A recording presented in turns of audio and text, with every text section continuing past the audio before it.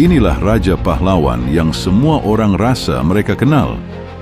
Seorang pemerintah agung, pedang legenda, dan meja bulat penuh kesatria mulia.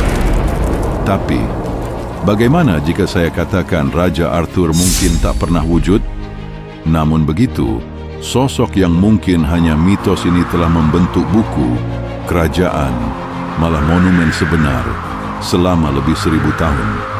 Dari istana purba hingga bulatan batu misteri, inilah kisah raja yang mungkin hanya bayangan, tetapi meninggalkan legenda yang terukir dalam sejarah manusia. Salah satu mitos paling terkenal di Britain ialah kisah Raja Arthur dan para kesatria meja bulatnya.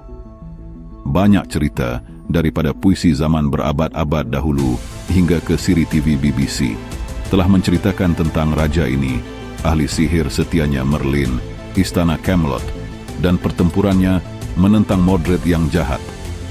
Tetapi, adakah Arthur benar-benar seorang raja? Atau hanya rekaan imajinasi? Kebenarannya seperti biasa lebih rumit.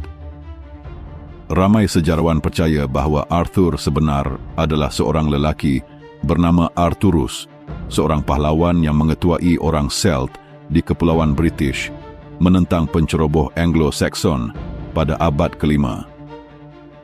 Hanya berabad-abad kemudian, kisah Arthur menjadi terkenal apabila Geoffrey of Monmouth menulis History of the Kings of Britain pada tahun 1136. Buku ini kemudian menjadi salah satu buku paling populer di Eropa semasa zaman pertengahan. Begitu populer, sehingga karena banyak salinan dicetak, orang menggunakannya sebagai kertas pembungkus pie. Kemudian, cerita-cerita oleh Thomas Malory bertajuk Le Mort d'Arthur, Kematian Arthur, dicetak buat pertama kali pada tahun 1485. Cerita ini menambah banyak unsur yang kita kaitkan dengan Raja Arthur hari ini, dan sepanjang berabad-abad, legenda ini menjadi semakin luas. Contohnya, kesatria paling terkenal, Arthur, Lancelot, dipercayai muncul buat pertama kali dalam puisi Eric and Eneid pada tahun 1170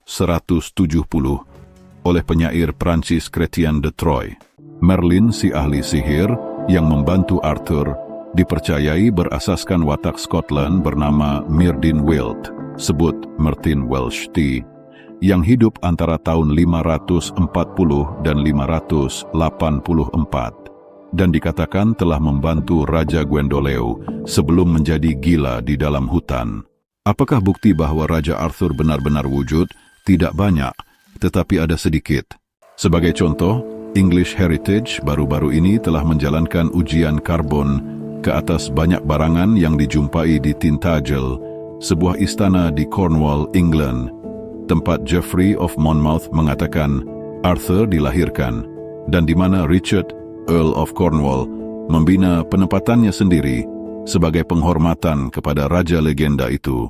Ujian karbon ialah proses menentukan usia sesuatu objek dengan mengkaji kandungan karbon di dalamnya.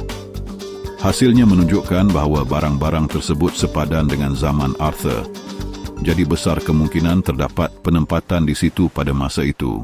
Beberapa legenda mengatakan bahwa Stonehenge, bulatan batu purba yang terletak di Wiltshire, England, dibina oleh Merlin.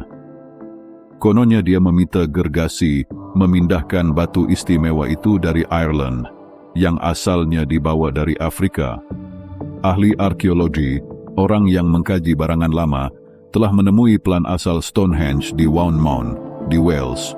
Melalui kaedah pentarikhan saintifik, mereka mendapati bahwa batu-batu besar pernah berdiri dalam bulatan di Wound Mound.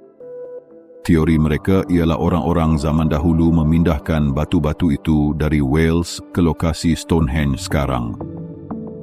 Apabila legenda Merlin muncul pada abad ke-12, kawasan Wales yang dimaksudkan itu mungkin dianggap sebagai sebahagian daripada Ireland. Ternyata satu aspek dalam legenda Merlin, yaitu batu-batu itu dipindahkan, kelihatan benar. Walaupun besar kemungkinan ia tidak dilakukan oleh gergasi. Penyelidikan masih dijalankan. Pada bulan Julai, ahli arkeologi mula menggali batu Arthur. satu formasi batu berusia 5,000 tahun di Herefordshire, England, dengan harapan dapat mendedahkan rahsianya. Dalam legenda, Batu Arthur ialah tempat Raja Arthur membunuh seekor gergasi, meninggalkan kesan pada permukaan batu itu.